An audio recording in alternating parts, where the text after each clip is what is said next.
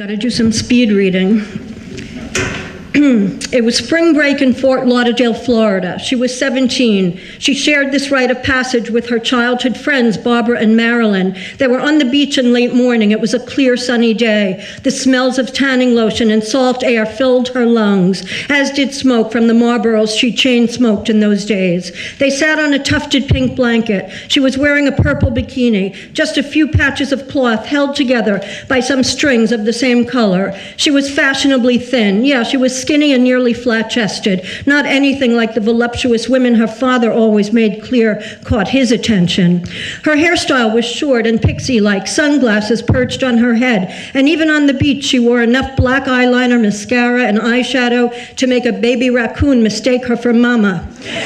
"We're taking a walk along the shore. Want to come?" Barbara asked. "Nah, I'm working on my tan." She laid back and basked in the warm rays. Soon she felt a presence near her oiled leg and heard a male voice say, "Hey." She opened her eyes to see a dark-haired, handsome, and a clean-cut kind of way guy who looked to be 3 or 4 years older than her. She felt flattered to be approached by this tall, hunky man in this sea of young, attractive females. Oh yeah, she thought, that nose job I had last year may be paying dividends now.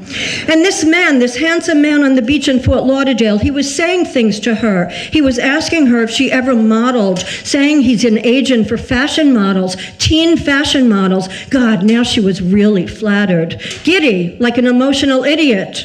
Standing 5'2" in her tawdriest boots, she knew she wasn't model material, and for other reasons, but the handsome, clean-cut man assured her, "Shorter models are the trend these days. That's where the pendulum is swinging. Come on, I want to take you to my studio in Coral Gables to test your skin tones." And so it was that she left the pink-tufted blanket on the beach, neglecting to leave a note for her friends, and off she went with the clean-cut man to his studio in Coral Gables. They drove to a high-rise building, took an elevator to an upper floor. There were 4 other young men in the studio, which looked like an apartment, a long, sprawling apartment with white walls. The clean-cut man spoke privately with the others for a minute or two. Soon, he was holding a skin tone tester near her face. One of the other young men escorted her to a room in the back, the last room on the right, where the man pushed her onto a bed and began forcibly holding her there. Her protests mounted as one and then another of the men came into the room, one at a time,